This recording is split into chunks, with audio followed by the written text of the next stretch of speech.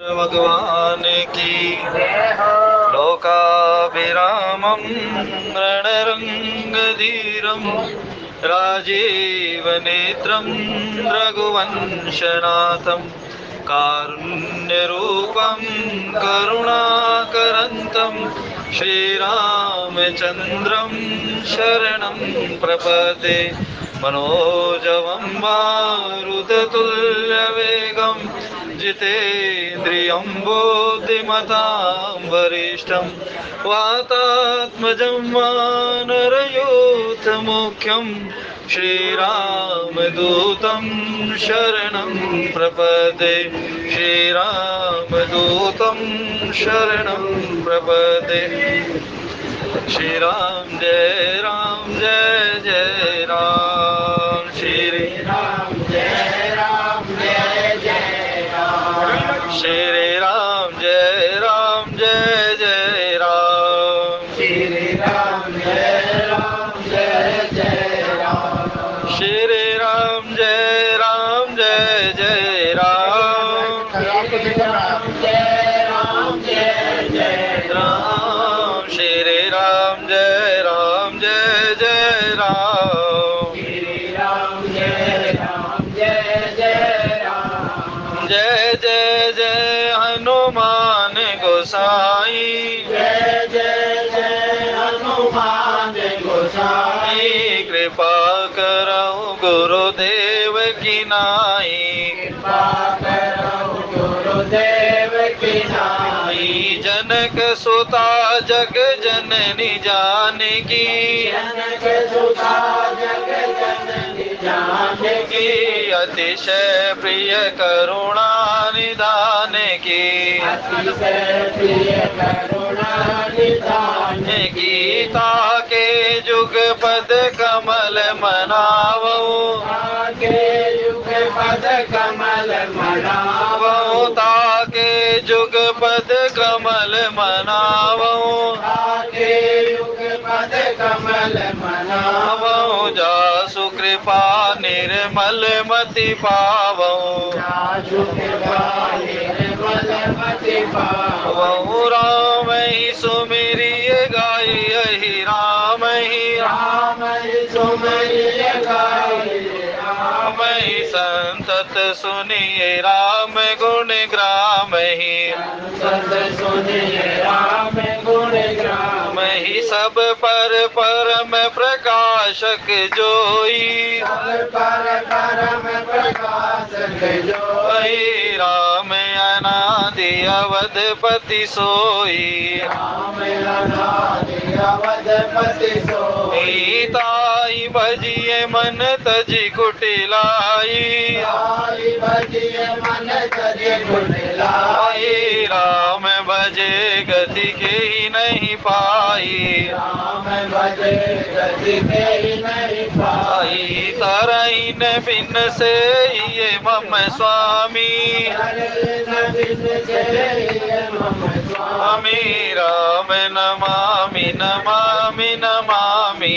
राम नमामि नमामि नमामि। राम नमामि नमामि नमामि। राम नमामि नमामि नमामि। राम नमामि नमामि नमामि। राम नमामि नमामि नमामि। श्री गुरु चरण सरोज रज निज मन मुकुर सुधार। वर्णौ रघुवर विमल यश जो दायक फल चार। सियावर राम जय जय राम। मेरे प्रभु राम जय मौसम दीन नदीन हित तुम समान रघुवीर। अस विचार रघुवंश मणि हरहु विषम भव वीर। राम अमित गुण सागर ताह की पावई कोय। संतन सन जस किछु सुनऊ तुम ही सुनावो सोय। सियावर राम जय राम। बोले सियावर रामचंद्र भगवान की। आप सभी के हृदय में स्थित परम ज्योति स्वरूप परमात्मा श्री राम भक्ति स्वरूपा माता जानकी को मेरा प्रणाम। जय सिया राम। श्री रामचरितमानस के अंतर्गत प्रथम सोपान श्री बालकांड में आप दिव्य लीलाओं का श्रवण कर रहे हैं। विवाह उपरांत जो अंतिम क्रिया है या जो अंतिम काम है, अब उसका संचालन यहाँ अवधपुरी में किया जा रहा है। जब लक्ष्मी और नारायण स्वरूप दूल्हा दुल्हन दोनों घर पर आ जाते हैं तो उनका पूजन किया जाता है और उनके द्वारा उन सभी क्रियाओं का भी पालन करवाया जाता है उन्हीं से, क्योंकि भगवान नारायण का जो स्वरूप है वो बताया जाता है कि नारायण वो हैं जो नर रूपी सागर में निवास करते हैं।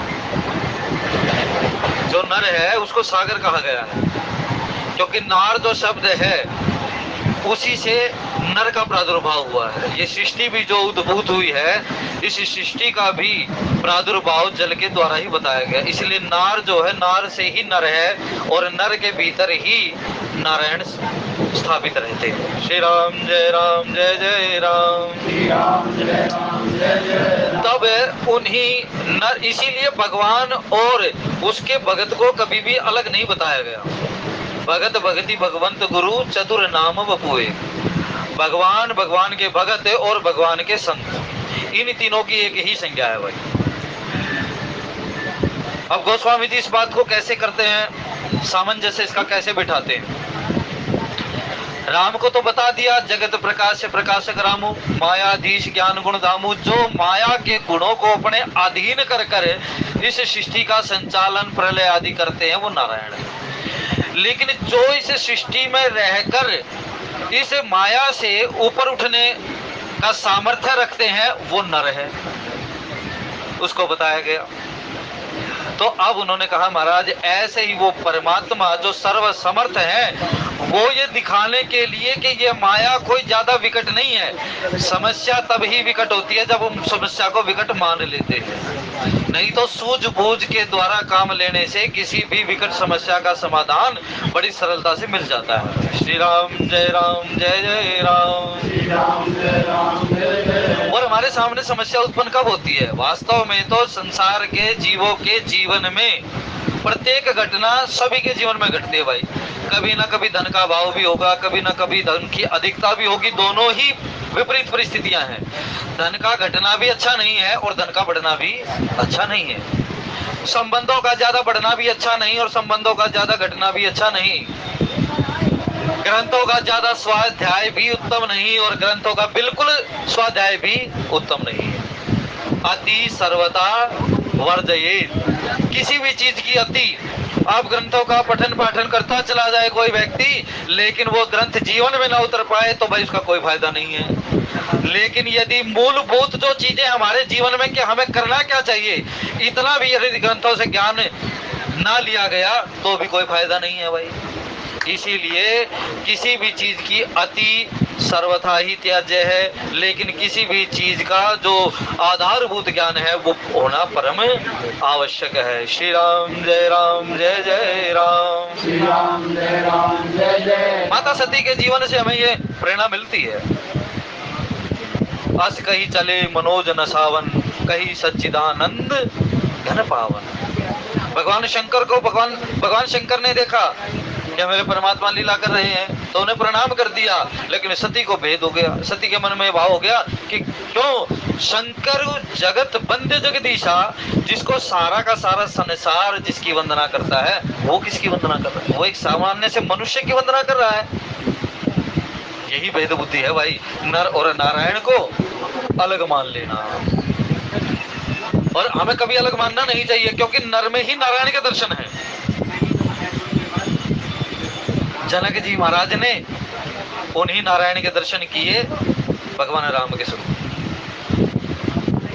अब बोलो, आप एक जगह तो कहते हो कि भाई राम जी स्वयं ही परमात्मा स्वरूप है, लेकिन एक जगह कहोगे नर के दर्शन कर लिए। हाँ कहा, क्योंकि ये जनक जी के मुख से बात आई है कि ये दोनों बालक कौन हैं। क्या ये किसी राजा के पुत्र हैं? लेकिन इनके वेश से तो ऐसा लगता है किसी ऋषि पुत्र हैं ये। लेकिन इसी ऋषि बाणे में इनके स्वरूप को देखकर ऐसा लगता है कि किसी राजा के पुत्र हैं भाई ये। इसीलिए जो व्यक्ति ज्यादा चिंतन में रहता है ना, जो ज्यादा चिंतन में रहता है उस व्यक्ति के मन में बात आ जाती है कि मैं परमात्मा को पहचानूं तो कैसे पहचानूं। इसीलिए गोस्वामी जी ने बड़ा सरल सा सूत्र दे दिया भाई, सिया राम मैं सब जग जानी, सब जग जानी करहूं प्रणाम जोरी जुग पानी। भाई सभी व्यक्तियों में अपने उस परमात्मा के दर्शन करते उसका अनुभव करिए, क्योंकि परमात्मा देखने की चीज नहीं है, परमात्मा कभी दर्शनीय नहीं है, परमात्मा के कभी दर्शन नहीं किए जाते, परमात्मा तो अनुभव में आने वाला है। यद्यपि ब्रह्म अखंड अनंता अनुभव गम्य भजई जई संता। महाराज ये बात कहती है कि महाराज आप देखने योग्य नहीं हो, आप तो अनुभव में आने वाले हो भाई। और बोले अनुभव भी कैसा? बोले अगस्त्य महाराज ने बता दिया अनुभव, तुमरे भजन प्रभाव खरारी जाने महिमा का जुग तुम्हारी। जब वो अनुभव में आएगा ना तब उसकी महिमा जीवन में उतरेगी, उसको देखने से उसकी महिमा नहीं होगी, क्योंकि भगवान के चरित्रों को देखकर तो भ्रम हो जाता है। ठाकुर जी की लीलाओं का कितने लोगों ने दर्शन नहीं किया, लेकिन मन में भ्रम हो गया, सती माता को भ्रम हो गया। क्या ये वही ब्रह्म है जिसको कहते हैं वो सभी से अपर है, सभी से अलग है? भगवान शंकर फिर कह देते हैं पार्वती भेद करने की आवश्यकता नहीं है, क्योंकि बाल रूप इष्ट सोई राम, वो बालक इष्ट है, मेरा जो राम इष्ट है ना वो बाल स्वरूप में ही है। इसे मेरे परमात्मा को समझना है तो बाल बुद्धि से समझो भाई। बोले बाल बुद्धि से कैसे समझा जाएगा उसको? बाल बुद्धि से ऐसा समझा जाएगा, न तुम्हें उसमें गुण दिखाई देंगे न तुम्हें उसमें अवगुण दिखाई देंगे, तुम्हें केवल और केवल उसमें वो वात्सल्य भाव दिखाई देगा, जब मैं रहूंगा तो वो मुझे उठा लेगा। करो सदा तीने के रखवारी, जिमी बालक राखे मैं। अपने परमात्मा से ये चीज मांगो कि महाराज मैं तो केवल और केवल आपकी शरणागति हूँ, बस मुझे तो केवल आपकी शरणागति चाहिए महाराज। अब जनक जी महाराज ने जब चरण धो लिए तो उन्हें वो परम सौभाग्य मिला जो दशरथ जी महाराज को भी नहीं मिला। अब वापस आ गए तो वहां पर क्या विश्वामित्र जी महाराज के चरणों को धोया, उनकी सारी की सारी सेवा करी, रानियों ने सेवा करी, राजा ने सेवा करी, अपने सारे कामों से निवृत्त होकर और उनके चरण प्रक्षालन किए। पहले तो रानियों ने चरणों को धोया और उसके पश्चात फिर राजा ने धोया, क्योंकि ये सारे काम राजा के हैं। अब बोले राजा ने सब चरण धो लिए तो उनको महल के भीतर ही, जो उनका राजभवन था उसके भीतर ही एक भवन प्रदान किया गया। वशिष्ठ जी महाराज को तो नहीं प्रदान किया, अन्य ऋषियों को तो प्रदान नहीं किया, अन्य मुनियों को तो प्रदान नहीं किया, लेकिन विश्वामित्र जी महाराज को क्यों प्रदान किया? नाथ सकल संपदा तुम्हारी, मैं सेवक समेत सुतनारी। ये राज्य मेरा नहीं है, ये राज्य आपका ही है, क्योंकि मैं पहले सौंप चुका हूँ। और बोले जिस प्रकार परशुराम जी महाराज ने क्या किया, कश्यप जी को सौंप दी, ऋषियों को सौंप दी, और ऋषियों ने कहा महाराज, और कश्यप जी महाराज ने बोले मैं कहता हूं कि आप ये वापस ले लो। बोले मैं दान दी चीजें वापस नहीं ले सकता और लेनी भी नहीं चाहिए। बोले महाराज यदि कोई दान दाता उसका अंश निकाल कर उस दान को दे दे तो आपको लेना चाहिए। कश्यप जी ने कहा, बोले यदि आप नहीं भी लेना चाहते तो भी मैं भी ऋषि हूँ, मैं आपको वही बात बता रहा हूँ, क्योंकि आप में दोनों अंश हैं, आपकी करनी और आपकी रहनी दोनों ही समान है। तो मैं आपको कहता हूँ जो अपने गुण धारण कर रखे हैं, इसीलिए हमारा शरीर जिस भी गुण की प्रधानता का हो हमें उसके अनुसार काम करना चाहिए भाई, अपने गुण का अतिक्रमण नहीं करना चाहिए। हमारे अंदर यदि अत्यधिक सात्विकता है तो हमें बहुत जल्दी अध्यात्म मार्ग मिल जाएगा, हमें किसी न किसी संत की कृपा मिल जाएगी और हमें मार्गदर्शन मिल जाएगा। यदि हम अत्यंत ही तामसिक हैं तो भी हमें मार्ग जल्दी मिल जाएगा, लेकिन यदि हम रजोगुणी हैं, यदि बीच का मार्ग है तो हमें बहुत बंद भाव रहेगा, हमें बहुत उलझन रहेगी, हमें बहुत इधर उधर की बात रहेगी, मैं इधर जाऊं या उधर जाऊं, दो नावों में हम सदैव सवार रहेंगे। लेकिन उसमें भी संत की कृपा तो हमें मिलेगी ही मिलेगी, लेकिन बात एक है कि हम उसमें लाभ भी देखेंगे और लोभ भी देखेंगे, ये दोनों चीजें हम देखेंगे उसमें। इसी बीच की जो वृत्ति है, ये जो रजोगुणी है ना, इस रजोगुण को ही बताया गया, यही सृष्टि, यही माया है, सतोगुण भी माया नहीं है। वास्तव में यदि देखा जाए, भगवान कहते हैं यद्यपि तो ये मेरी माया दो प्रकार की है, और ये दोनों ही प्रकार से मेरी शरणागति दिलाने वाली है। ये माया भी परमात्मा को दिला देगी और अविद्या माया भी और विद्या माया भी दोनों ही परमात्मा को मिलाने वाली है। अंत तो गत्वा है तो दोनों परमात्मा की दासी ही है, तो परमात्मा का स्वरूप ही। इसीलिए परमात्मा से जुड़ जाना चाहिए भाई, कैसे भी जुड़ो लेकिन जुड़ जाना चाहिए उस परमात्मा से। तो विश्वामित्र जी महाराज को वो स्थान दिया गया, महाराज तुम्हारी ही संपदा है, तुमको सब कुछ सौंप दिया है। और कह दिया कि अब विश्वामित्र जी महाराज को तो ये कहा कि आप तो अंदर निवास करो, लेकिन वशिष्ठ जी को क्या कहा? वशिष्ठ जी महाराज की सेवा करी और वशिष्ठ जी महाराज ने कह दिया आगे, श्री राम जय राम जय जय राम, श्री राम जय राम जय जय, श्री राम जय राम जय जय राम, श्री राम जय राम जय जय। कह दिया महाराज बदुन समेत कुमार सब रानीन सहित महेश, पुनि पुनि बंदत गुरु चरण देत आशीष मनीष। रानियों के साथ और अपने पुत्रों के साथ जो है दशरथ जी महाराज ने गुरु की सेवा करी। वहां देखिए ना तो पुत्र वधुओं को लिया और ना किसको लिया, पदुन समेत कुमार सब रानीन सहित महीश, पुनि पुनि बंदत गुरु चरण देत आशीष मुनीश। प्रणाम तो सभी के सहित किया भाई। यदि गुरु आ जाए, यदि आदरणीय कोई आ जाए, यदि कोई हमारा आदर्श जिसको हम मानते वो आ जाए, यदि किसी से हमें ज्ञान मिलता है यदि वो आ जाए, तो भाई पूरे परिवार के समेत उसके चरणों में लौट जाना चाहिए, उसको प्रणाम करना चाहिए, उसका आदर होना चाहिए, उसका सम्मान होना चाहिए। लेकिन समर्पित क्या होनी चाहिए? समर्पणता क्या होनी चाहिए? यदि कोई भी आदरणीय है ना इस संसार में भाई, हमसे बड़ा भी है या कोई भी है, उसका प्रणाम अवश्य होना चाहिए, उसका सम्मान अवश्य होना चाहिए। वो भले ही किसी भी स्वरूप में हो, उसका प्रणाम, उसको प्रणाम और उसका सम्मान, उसका वंदन अवश्य होना चाहिए। लेकिन आगे क्या कह देते हैं? विनय की और अति अनुरागे, अत्यंत विनम्रता के साथ और अत्यंत ही अनुराग के साथ उन्होंने वंदना की। अब ये जो विनय है, ये जो विनय कैसे प्राप्त होती है भाई? उन्होंने कहा हम संसार में ज्ञान प्राप्त करते हैं, लेकिन ज्ञान प्राप्त करने के बाद भी हमारे जीवन में विनम्रता नहीं आती। हम ज्ञान प्राप्त कर लें लेकिन हमारे जीवन में विनम्रता नहीं आती। अब विनम्रता का लक्षण क्या है? विनम्रता का लक्षण ये है, विद्या ददाति विनयम। विद्या जो है, जो हमारा शिक्षा नहीं, विद्या और शिक्षा में भेद है। जो विद्या है वो हमें विनम्रता प्रदान करती है, और वो विनम्रता कैसी है? विनयम ददाति पात्रता। वो विनय हमें पात्र बनाएगी भाई। हमें विद्या प्राप्त हो गई, हमें ज्ञान प्राप्त हो गया तो हम झुकना नहीं जानते, अहंकार हो जाता है। इसीलिए ज्ञान है ना, ज्ञान के साथ ही अहंकार बहुत लगा रहता है और बहुत जल्दी आ जाता है। ज्ञान पंथ कृपाण की धारा, और कहते हैं इससे गिरते हुए बार भी नहीं लगती भाई। लेकिन इसी बात को गोस्वामी जी मानस में क्या कहते हैं? ज्ञान अगम प्रत्युहने का साधन कठिन एक नहीं टेका। इसमें आधार नहीं है। इसमें ज्ञान के साथ क्या होना चाहिए? ज्ञान ही भक्ति नहीं कछु भेदा। यदि जीव के जीवन में ज्ञान उतर जाए तो उसमें भक्ति के लक्षण होने चाहिए, नहीं तो ये ज्ञान गिरा देगा भाई, इसको आधार नहीं मिलेगा। भागवत जी में उस व्यक्ति को कहा गया कि तुम जो इतनी दीनहीन अवस्था में हो, बोले मेरा ज्ञान भी सो गया और मेरा वैराग्य भी सो गया भाई। इनको आधार नहीं है। बोले ज्ञान वैराग्य कहाँ जाकर जागेंगे? जाओ पहले महाराष्ट्र में जाओ, गुजरात में जाओ, सौराष्ट्र क्षेत्र में, वहां जाकर इनको कुछ अवलंब हुआ।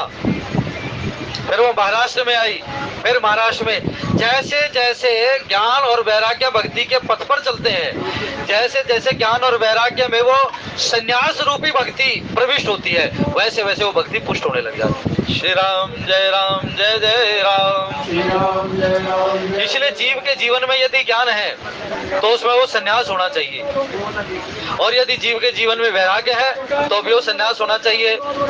वैराग्य ऐसा नहीं कि हमने कपड़े तो रंगा लिए, तेरे मन में कसर है, कैसे मिले परमात्मा तेरे भजन में कसर है। अभी नहीं मिलेंगे परमात्मा। इसलिए भाई संसार को छोड़कर कहीं नहीं जाना। और इस कलयुग में तो इतनी सरल बताई गई है कि कलो नास्तनेव नास्तनेव नास्तनेव गति अन्यथा हरे नाम केवलम। इस कलयुग में तो केवल चैतन्य महाप्रभु ने बात कही है कि इस कलयुग में तो केवल और केवल हरि नाम ही आधार है, इसमें कोई नास्तनेव कोई दूसरी गति नहीं है। और इसी नाम का आधार लेकर मनु और शत्रुपा ने परमात्मा के स्वरूप को प्राप्त किया। इसी नाम के आधार से जनक जी महाराज ने भगवान के दर्शन किए। इसीलिए भाई कलयुग में केवल और केवल कलयुग केवल नाम आधारा, सुमेर सुमेर नर उतर ही पारा। कलयुग केवल हरि गुण गावत नर पावहि भव था। इस कलयुग में तो केवल और केवल नाम ही आधार है भाई। मानस में जहां जहां उठाओ ना, कलयुग की नाम की ही महिमा है इस नाम। और ये तो बालकांड में बिल्कुल स्पष्ट कह देते हैं, राम एक तापस तिय तारी, नाम कोटि खल अदम उदारी। राम ने तो केवल एक अहिल्या को तारा भाई स्पर्श किया, लेकिन राम के नाम ने तो कितने लोगों के हृदय को स्पर्श नहीं कर लिया। इसीलिए कभी भी जो भगवान के भगत है वो उसके दर्शन की कामना नहीं करते, दर्शन तो वो जबरदस्ती आकर देता है, दर्शन तो वो जबरदस्ती आकर देगा। आप किसी व्यक्ति का नाम लेते रहो, आखिर में क्या होगा, वो कहेगा कि भाई ये तो रुकता ही नहीं है, तो इसको जाकर कम से कम मिलना पड़ेगा अवश्य। तो इसीलिए नाम जो है नाम प्रभाव देता है, नाम अपने आप ही नामी को बुला लेता है। नामी को आने की आवश्यकता नहीं है, परमात्मा को बुलाने की आवश्यकता नहीं है, वो तो नाम जपो। और ये नाम केवल यही नहीं है कि भाई आप राम राम जपते रहो, आप कृष्ण कृष्ण जपते रहो, आप शिव शिव जपते रहो, ये नाम नहीं है। नाम तो वो परम सेवा का स्वरूप है जो आपके कृत्यों में दिखाई देता है। नाम का जो स्वरूप है ना, उसको कबीर साहब कहते हैं माखी गुड़ में गड़ी रहे, पंख रहे लिपटाए। जिस प्रकार से वो माखी उस गुड़ में इस प्रकार से चिपट जाती कि अपने प्राणों का भी त्याग कर देती है, लेकिन गुड़ का त्याग नहीं करती, ऐसे ही जीव परमात्मा का नाम लेते हुए अपनी सेवा में इस प्रकार से लग जाए कि वो सेवा को पूजा रूप में स्वीकार कर परमात्मा को आना पड़े, जैसे विठल रूप में आए थे भाई। ऐसे जैसे वो अम्बरीश के सामने प्रकट हुए, जैसे वो नामदेव के सामने प्रकट हुए, केवल और केवल किस लिए? क्या उन्होंने नाम का आधार तो लिया, लेकिन नाम को सेवा में उतारा भाई। श्री राम जय राम जय जय राम।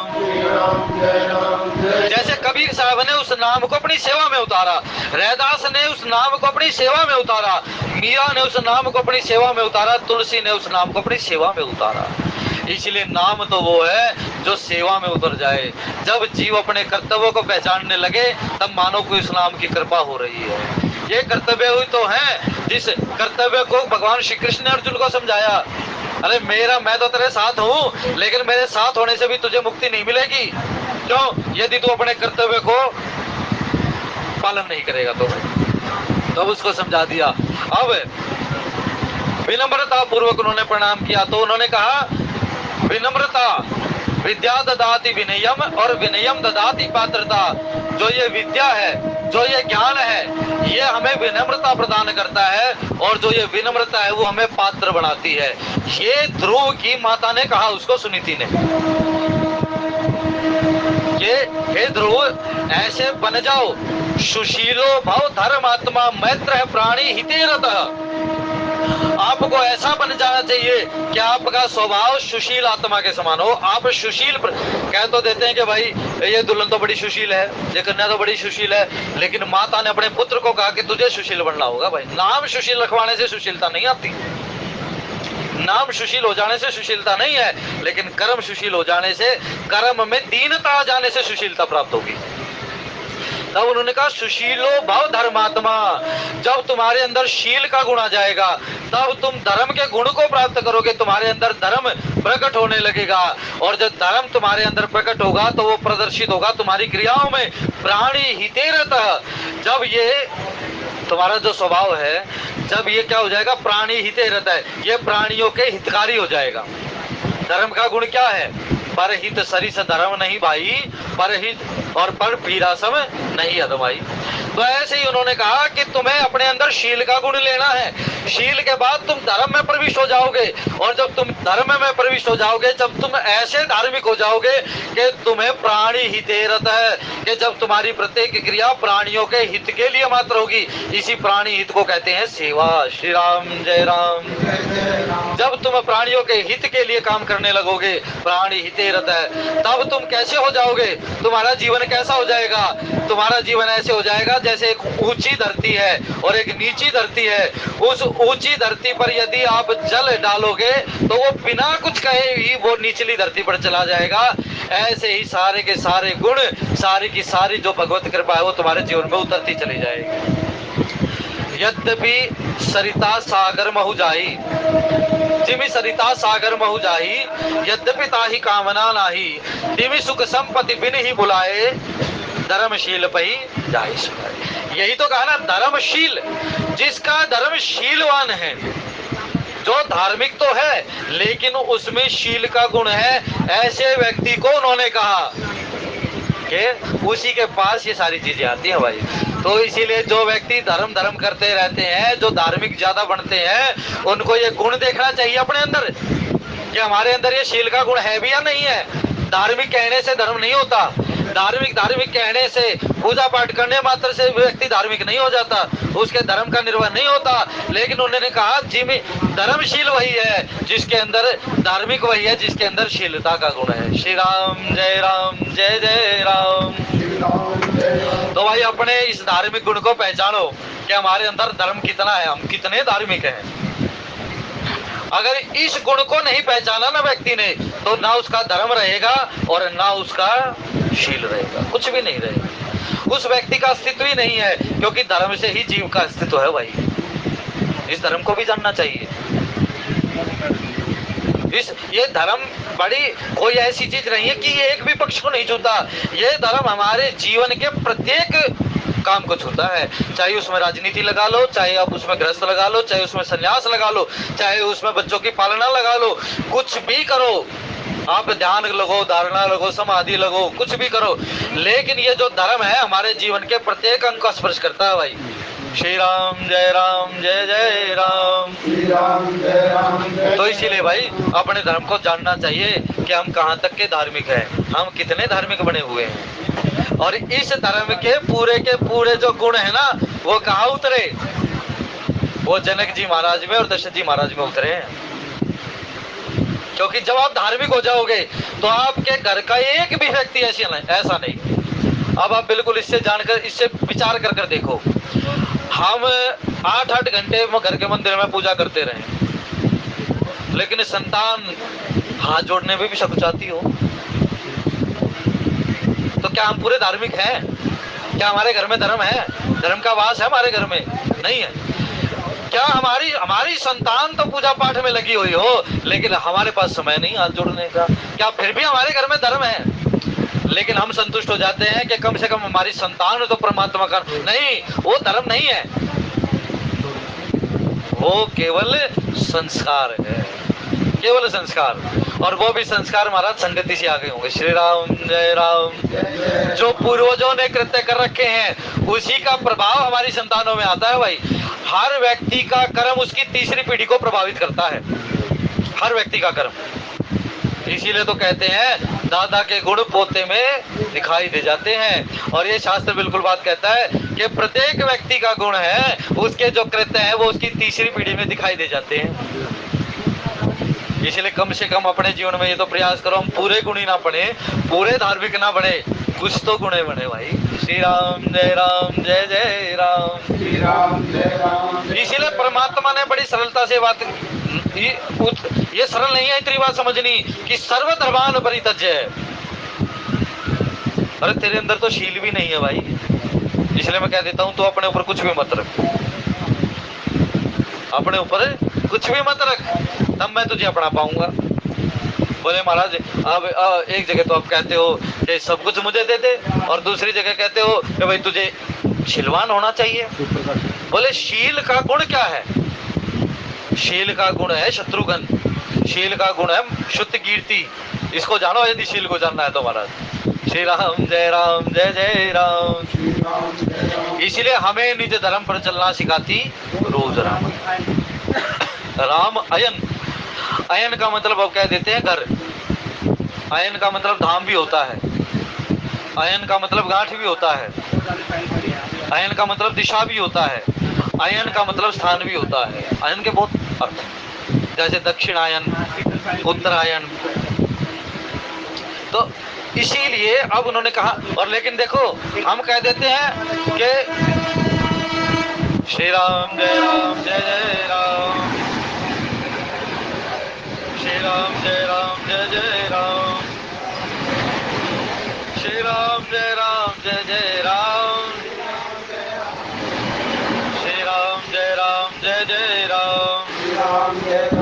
तो उन्होंने कहा यही विनय जो है ना, यही विनय ही उस शील को प्रदान करेगी भाई, ये विनय ही उस गुण को प्रदान करेगी। तब विनय कीन और अति अनुराग है, ये अनुराग उत्पन्न हो गया उनके मन में। विनम्रता पूर्वक प्रणाम किया और मन में अनुराग उत्पन्न हो गया। अब अनुराग कोई ऐसी साधारण सी चीज तो है नहीं कि अनुराग वैसे ही उत्पन्न हो जाए।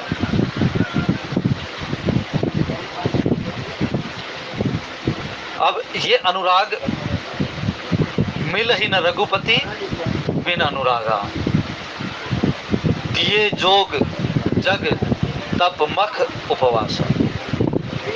कितने भी यज्ञ तपन आदि कर ले जीव, लेकिन मिल ही न रघुपति बिन अनुरागा। और यह अनुराग की पहली सीढ़ी क्या बताई है? पहले शील, और फिर उसके पश्चात कहा विनम्रता पूर्वक झुक जाना किसी के चरणों में। हमसे प्रणाम नहीं हो पाता, हमसे प्रणाम नहीं हो पाता किसी को। चरण छूने की तो बात बहुत दूर है महाराज, किसी को हाथ जोड़कर भी हम बंधन नहीं करते यार। कहते हैं ना भाई, हम वो आखिरी पीढ़ी है जिसने सारे काम देखे होंगे। ये आखिरी पीढ़ी है जो 80-90 के साल के उम्र के है ना, इन्हीं व्यक्तियों ने देखा है, आगे गुण भी देखने को नहीं मिले। अगला 20-25 वर्ष के बाद का जो समय है ना, वो आज व्यासपीठ से कह रहा हूँ भाई, जो दिशा और दशा दिख रही है बहुत विकट समय है। आज भी जो व्यक्ति सत्संग में बैठे हुए हैं ना, वही उसका खंडन करेंगे आज से 20-25 साल बाद। यदि आप देखें ऐसा विकट समय है, केवल 25 साल का समय। इसीलिए अपने अंदर जितने उस धर्म को, आप धर्म को संगठित कर सकते हो अपने अंदर, धर्म के जो लक्षण अपने अंदर ले सकते हो ना, उनको बिठाओ। वो संस्कार रूप में, बीज रूप में आपके संतानों के हृदय में जब वो अंकुरित होंगे ना, तब उसका वृक्ष देखने को मिलेगा भाई। तब उन्होंने कहा महाराज विनय कीन और अति अनुरागे। ये जो अनुराग है ना, ये अनुराग देखने में ऐसा लगता है कि अनुरागी हो गए, कि हम बैठ गए तो हमारे नेत्रों से अश्रु है। ओ नहीं, वो तो समय काल के अनुरूप, कि आपको कोई चौपाई इतनी अच्छी लगती है, आपको कोई श्लोक इतना अच्छा लगता है, आपको कोई भजन इतना अच्छा लगता है, आपको कोई भी पंक्ति इतनी अच्छी, आपको कोई स्वरूप इतना अच्छा लगता है कि आपने उसे देखा, आपने उसे गाया, आपने उसे सोचा, आपने उसे सुना, तो आपके नेत्रों से अश्रुधार बह गए। ये तो स्थान काल परिस्थिति इसके अनुरूप है। लेकिन जब आप अकेले चले जा रहे हो और उस परमात्मा की उस चौपाई का, उस भजन का चिंतन आपके हृदय में होने लगे, तब आप के नेत्रों से अश्रुधार बहे, तो उसको जानना ये प्रभाव दे रही है। सत्संग में बैठकर तो लाखों लोगों के आंखों में आंसू आ जाते हैं। कोई व्यक्ति इतने मधुर कंठ से गाता है किसी भजन को कि आंखों से आंसू आ जाएंगे, और फिर दिखाते हैं कि महाराज देखो कितना ज्यादा। और नहीं, उर अंतर की जो प्रीति प्रकटेगी ना, और वो प्रीति कैसे प्रकटेगी? बिन प्रतीति हो ही नहीं प्रीति। जब तक विश्वास नहीं है उस परमात्मा पर, तो आप किसी भी क्षण रो लो तो वो रोना नहीं है। आंसू वो खजाना है, बड़ी मुश्किल से मिलता है, और इसके बह जाने से मेरा शाम पिघलता है।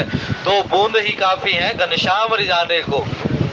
ये 2 बूंद है ना जो भाई, नहीं तो महाराज जब ये 2 बूंद अंतर से निकलती है ना, तब वो सामने परमात्मा तत्क्षण प्रकट हो जाता है। तब जानना ये मेरे अंदर प्रीति है, मेरे अंदर अनुराग है। मिल ही न रघुपति बिन अनुरागा। और महाराज ये अनुराग कैसे उत्पन्न होगा? मोह गए बिन राम पद होई न दृढ़ अनुराग। अब मोह कैसे प्रकट, मोह कैसे जाएगा? होई विवेक मोह भ्रम भागा। मोह रूपी भ्रम, मोह की संज्ञा भी दे दिया भाई, उसका उपाय भी बता दिया। मोह क्या है? जो इस जीवन में भ्रम है ना हमारे अंदर, वही मोह है। बोले क्यों? मोह निशा सब सोवनिहारा। लेकिन इस जब मोह रूपी अंधकार की निवृत्ति हो जाती है, तब कहीं जाकर वो शुद्ध धवल उस परमात्मा के प्रेम रूपी प्रकाश का दर्शन होता है, अंश मात्र का। तब उन्होंने कहा अत्यंत विनम्रता के साथ, मानो कि वो शरीर से नहीं, वो अंतर मन से भी झुक गए हो, बिल्कुल अंतर मन उन्होंने झुका दिया हो, साष्टांग उनका मन हो गया हो। तब उन्होंने प्रणाम किया। वो अनुराग ऐसा प्रकट हुआ, कैसा? कि शुद्ध संपदा राखी सब आगे। भाई पुत्रों को, अब पहले दोहे में गोस्वामी जी ने कह दिया, पत्नी के साथ, पत्नियों के साथ, पुत्रों के साथ, पुत्र वधुओं के साथ प्रणाम किया। लेकिन अब कह देते हैं आगे किसको रखा? देखो, प्रेम के साथ प्रणाम किया ना, अनुराग के साथ प्रणाम किया, लेकिन उनको समर्पित क्या किया? शुद्ध संपदा राखी सब आगे। उनको पुत्र समर्पित कर दिए, उनको संपदा समर्पित कर दी, और खुद तो है ही, लेकिन संपदा और शुद्ध पहले कह दिया, मैं अपने पुत्रों को समर्पित कर देता हूँ। बोले भाई पुत्रों को समर्पित क्यों कर रहे हो? बोले महाराज मैं कह आया हूँ, मेरा धन तो मेरे पुत्र ही हैं, और अभी तक तो ये मैं आपको पहले कह चुका हूँ, इनके माता पिता आप ही हो। तो जब आप इन्हें अपने वचनों के द्वारा, जिन वचनों के द्वारा आपने प्राप्त किया था, उन्हीं वचनों के द्वारा, उन्हीं भावों के द्वारा और उन्हीं कृत्यों की पूर्ति का भाव बताकर जब आप मुझे वापस लौट दोगे, तभी मैं इसको स्वीकार करूंगा। इसीलिए जब गुरु को कोई भाव समर्पित कर दो, संत को कोई भाव समर्पित कर दो, तो उससे लेने की अपेक्षा मत करो, वो अपने आप ही दे देगा भाई। और भाई संत को क्या दोगे आप? संत को वो भाव समर्पित कर दोगे जो हम अपनी संतान में चाहते हैं। वो आपको सूत्र बता देगा कि आपकी संतान कहाँ जाएगी, बता देगा वो संस्कार। और फिर कहते हैं शुद्ध संपदा, और उन्होंने कह दिया कि भाई संपदा भी रख दी। बोले महाराज मैं सेवक समेत शुद्ध नारी, पहले कहा था ना ये कि मैं तो अपने पुत्रों के साथ और मैं अपनी संपदा, क्योंकि दशरथ जी महाराज ने कहने पर विश्वास नहीं रखा, करने पर भी विश्वास रखा है। जिसकी कहनी और जिसकी करनी, जिसके कथन में और जिसके करने में भेद ना हो, ऐसा महात्मा ही वास्तव में अपने सदगुरु के चरणों में समर्पित हो सकता है। लेकिन हम कह तो कुछ देते हैं, लेकिन करते कुछ हो रहे हैं। कहा तो मैंने कि महाराज मैं शरणागति लेना चाहता हूँ, मैं दीक्षा लेना चाहता हूँ, लेकिन दीक्षा को निभा कब पाए भाई? नहीं निभा पाए। दीक्षा का मतलब क्या होता है? दीक्षा का मतलब होता है देने के पश्चात क्षर हो जाना। क्षर का मतलब होता है घटते चले जाना। देने के बाद गुरु को सब कुछ समर्पित कर दिया, उसके पश्चात अपना बल उन्हीं को छोड़ दो। अपना बल घटता चला जाए कि मैं हूं, मैं कर रहा हूं, मैंने ये सब क्यों किया, मैंने गुरु के वचनों को ऐसे करना। जब गुरु को आपने सौंप दिया, गुरु के वचनों रूपी जब आपने दीक्षा ले ली, उसका बल ले लिया, तो जैसे राम जी कहते हैं कि मेरे दास को मेरा बल रहता, अपना बल नहीं रहता, ऐसे ही गुरु के वचनों के द्वारा जो दीक्षा रूपी में मंत्र आपको प्राप्त हुआ है, उस मंत्र को लेने के पश्चात आपका क्षर यानी आपके अहम का, क्योंकि हम अपने आप को मानते क्या, हम अपने आप को सर्वश्रेष्ठ मानते हैं, लेकिन गुरु इसी बात को कह देते हैं। गुरु कह देते हैं मैं तुझे तब कुछ दूंगा जब तू अपने आप को मुझे सुन दे। और गोस्वामी जी इस बात को कह देते हैं कि भाई शिष्य के धन का हरण कर ले और उसके शोक का हरण ना करे, ऐसा गुरु नहीं है। लेकिन शोक का हरण होगा कैसे? तो गुरु इसी बात को कह देते हैं भाई, किसी भी महात्मा की वाणी को सुनकर हम प्रभावित हो जाए और उसी को तत्क्षण जाकर गुरु मान ले, गुरु नहीं। गुरु तो जब मिल जाएगा, गुरु को ढूंढने की आवश्यकता नहीं है। गुरु तो तब मिल जाएगा जिस पर राम जी तब कृपा कर दे जब उसके मन का जुड़ाव बिल्कुल समर्पित हो जाए। ये जो बात बताई ना कि जीव देने के पश्चात घटने लगे, जीव का उनकी शरण में जाने के पश्चात अपना अहम भाव घटने लगे और उसके पश्चात जो अपने आप में उन्नति वो देखने लगे। आपने किसी की वाणी को सुन लिया भाई, किसी महात्मा को आप निरंतर सुनते रहे और निरंतर सुनने के पश्चात आपको अनुभव हुआ कहा इनकी वाणी से मेरा अहम घटता जा रहा है, मेरे संशय घटते चले जा रहे हैं, मेरा संदेह घटता चला जा रहा है और मेरी जो अंतर की उन्नति है मैं उसको प्राप्त करता जा रहा हूँ, तो उसकी शरण में हुआ। लेकिन सुन ली और उसके पश्चात अपना अहम घटा नहीं, लेकिन हाँ उसके ज्ञान को इकट्ठा कर लिया कि उसने क्या क्या कहा। नहीं, मुख्य बात यह है दीक्षा में कि देने के पश्चात जीव के अंदर ब्रह्मा जी ने जब ये दान दिया ना, जब सारे देवता असुर और मनुष्य ब्रह्मा जी के पास चले गए कि महाराज हम दिन रात घटते चले जा रहे हैं, हम दिन रात अवनति की तरफ चलते जा रहे हैं, तो इसका कुछ उपाय बताओ। ब्रह्मा जी ने कोई बड़े बड़े मंत्रों का उपदेश नहीं दिया उनको, बड़े बड़े कोई उन्होंने प्रवचन नहीं दिए। ब्रह्मा जी ने एक शब्द दिया दे, बस। अब दे शब्द से कौन क्या क्या लगाएगा भाई। अब तीनों ने अपनी अपनी बुद्धि लगाई। देवताओं का नंबर आया पहले, देवताओं ने कहा कि भगवान ने दया कहा है, तो उन्होंने सोचा हमारे पास धन बहुत ज्यादा है, हमारे पास सामग्री बहुत ज्यादा है और हम दिन रात इस सामग्री का उपभोग करते रहते हैं और अपने उस भजन को घटा रहे हैं। जब आप सुख का उपभोग करते हो अपने स्वार्थ के लिए तो आप अपने पुण्य को घटा रहे हो। तो देवताओं ने सोचा कि भाई हम तो अपने पुण्य को घटा रहे हैं, हमें तो वापस मृत्युलोक में जाना पड़ेगा। तो उन्होंने कहा कि अब हमें इस सुख का यानी इस धन का दान देना चाहिए, या हमें इस सुख में जो है न्यूनता संयम लाना चाहिए। तो देवता प्रणाम कर कर चले गए। असुरों ने सोचा दया का मतलब हम दिन रात लोगों को प्रताड़ित करते रहते हैं, तो हमें अपने अंदर दया का भाव लेना चाहिए। तो वो भी प्रणाम कर लेते कि महाराज आपने बड़ा उपदेश दे दिया, बड़ा सुंदर उपदेश दिया कि हम दया के भाव को अपने अंदर धारण करेंगे। अब मनुष्यों की बारी आई तो मनुष्यों ने सोचा भाई अब क्या करें। बोले तुम धन के लिए प्रत्येक क्षण प्रयासरत रहते हो, तो भाई धन को जोड़ दो। एक वचन आया था ना, जोड़ जोड़ भर लिए खजाने फिर भी तृष्णा अड़ी रही, है ना। तो महाराज कहा कि तुम भाई दिन रात धन को जोड़ते रहते हो, तो इस धन में से कुछ देना भी प्रारंभ कर दो। तो इसीलिए ये तीनों के लिए संदेश नहीं है, ये सभी के लिए है।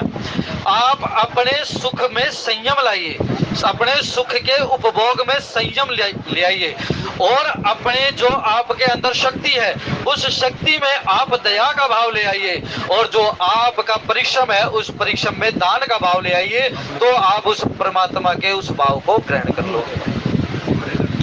अब उन्होंने कहा महाराज, उन्होंने कहा सुत संपदा राखी सब आगे। भाई संतान चाहते हैं, पुत्र चाहते हैं, पुत्र इसलिए तो चाहते हैं कि हमारी संतान हमारी कीर्ति बढ़ाएगी, हमारे वंश को बढ़ाएगी। लेकिन उन्होंने कहा महाराज ये आपके समर्पित है सब कुछ, क्योंकि संतों की कृपा हो जाए तो भाई वंश बढ़ता भी है और संतों का यदि कोप हो जाए तो वंश घट भी जाता है। यादव कुल घटा संत के हिसाब से, लेकिन कितने कितने लोगों का वंश बढ़ा संत के वरदान से। तो उन्होंने कहा महाराज इसीलिए सुत संपदा, मेरा जो धन मैंने परिश्रम किया है वो सब गुरु को समर्पित। मैंने जो मांगा है क्योंकि गुरु से ही मांगा था मैंने। एक बार दशरथ मन माही भय गलानी मोरे सुत नाही, मैं गुरु की शरण में ही तो गया था, तो गुरु से ही प्रदत्त है ना, तो गुरु को ही समर्पित कर देता हूँ। इसीलिए अपना परिश्रम ही गुरु को समर्पित कर दो और भाई अपनी जो संपदा है वो भी उसको समर्पित कर दो। ये महाराज मेरा तो वंश है जो वो संतों की सेवा में, गुरु की सेवा में ही समर्पित है। ऐसा उन सबको आगे कर दिया। और फिर वशिष्ठ जी महाराज ने क्या किया, नेग मांग मुनि नायक लीना। वशिष्ठ जी महाराज ने कहा भाई मुझे ये चीज नहीं चाहिए, मुझे तो अपना नेग चाहिए। अब कहो कि महाराज यहाँ तो गुरु ने अपना नेग मांग लिया। वास्तव में यदि आपके कोई कुल पुरोहित हैं, आप किसी से आपका कुल पुरोहित ही करवा रहा है, आपका कुल है, आपके पूर्वज हैं, किसी एक ब्राह्मण को निश्चित कर रखा है कि भाई आपने ही हमारे घर काम करना है, तो भाई सबसे पहली आप आपत्ति काल में, विपत्ति काल में, आप अनुपलब्धता में आप किसी अन्य ब्राह्मण से कोई कर्म करवा ले तो करवा लो, लेकिन पहला जो भाव है वो अपने पुरोहित को ही देना चाहिए। इसीलिए वशिष्ठ जी महाराज ने कहा भाई मेरा नेक दे दो पहले। तुमने विश्वामित्र जी को अपने घर में तो रख लिया, अंदर स्थान तो दे दिया, लेकिन मैं पुरोहित हूं तुम्हारा, और यदि मेरा तिरस्कार कर दोगे तो इस वंश पर, इस कुल पर पितृदोष लगेगा। इसीलिए मैं नहीं चाहता कि मेरे यजमान के कुल में कोई भी दोष आए। इसीलिए भाई जो ब्राह्मण आपसे किए हुए कर्म का मांगते हैं ना, वो इसीलिए मांगते हैं, उसमें ना न्यूनता रखो ना उसमें कटौती रखो, उसको जरूर दो जो उसका बनता है। नहीं तो फिर मारे मारे फिरते हैं कि हमारे घर में पितृदोष बना हुआ है, पता नहीं, और कुछ बरगला देते हैं कि पितृदोष कुछ नहीं होता ना। ब्राह्मण का अपमान कर देने से, अपने पिता का अपमान कर देने से, किसी फल वाले वृक्ष को काट देने से, किसी गाय को, किसी नंदी को पैर मार देने से, किसी अपने से वृद्ध व्यक्ति का अपकार कर देने से पितृदोष बनता है। इसीलिए इस चीज की निवृत्ति होनी चाहिए जीवन में, इनका अपमान कभी नहीं करना चाहिए भाई। श्री राम जय राम। तो भाई उन्होंने नेक मांग लिया, उन्होंने नेक क्या था? अब नेक हम तो कह देते हैं उन्होंने पैसे मांगे होंगे, धन मांगा होगा भाई, लेकिन नहीं। यदि आप शास्त्र पढ़ें तो जिसको पद और नेक कहते हैं, तो इसका संस्कृत में इसका अर्थ कुछ और है। उनका नेक कमंडल, आसन, माला, ठीक है, यज्ञोपवीत, पंचवस्त्र, ये ब्राह्मण का नेक होता है। दक्षिणा अलग है, दक्षिणा कुछ और है, लेकिन संस्कृत कहती है कि नेक का जो शब्द है, नेक की व्याख्या क्या है? नेक इस चीज को कहते हैं भाई। इसीलिए कोई व्यक्ति नेक मांगता है ना, तो कोई ब्राह्मण नेक मांगता है तो उसको ये चीज दी जाती है। यद्यपि एकादशी का कभी भी उद्यापन नहीं होता हमारे यहाँ, हम कह देते हैं हम एकादशी का उद्यापन कर रहे हैं, एकादशी का उद्यापन कहीं नहीं लिखा हमारे शास्त्रों में। लेकिन उद्यापन का मतलब क्या हो जाता है कि हम हमारे जो हमने जो पूर्व कर्म किए उनका उदय दोबारा हो, इसीलिए हम नहीं। तो जब तक आप मरणासन व्यक्ति कोई व्यक्ति है तब तक उसको एकादशी का उद्यापन नहीं करना चाहिए। उद्यापन कर रहे हो तो उसमें ब्राह्मणों की सेवा और जो कुल की जो कन्याएं हैं उनकी सेवा, उनको दानमान होना चाहिए। इस पर खैर कभी और चर्चा होगी। समय पूरा हो चुका, जो भाव प्रकट हो पाए ना हो पाए, कुछ असमर्थता थी तो इसलिए बैठकर कथा करनी पड़ी भाई, इसके लिए क्षमा प्रार्थी हूँ। आज के भाव भगवान शंकर, माँ पार्वती, हनुमान जी महाराज, सतगुरुदेव महाराज के चरणों में समर्पित करते हुए बोले सियावर रामचंद्र भगवान की।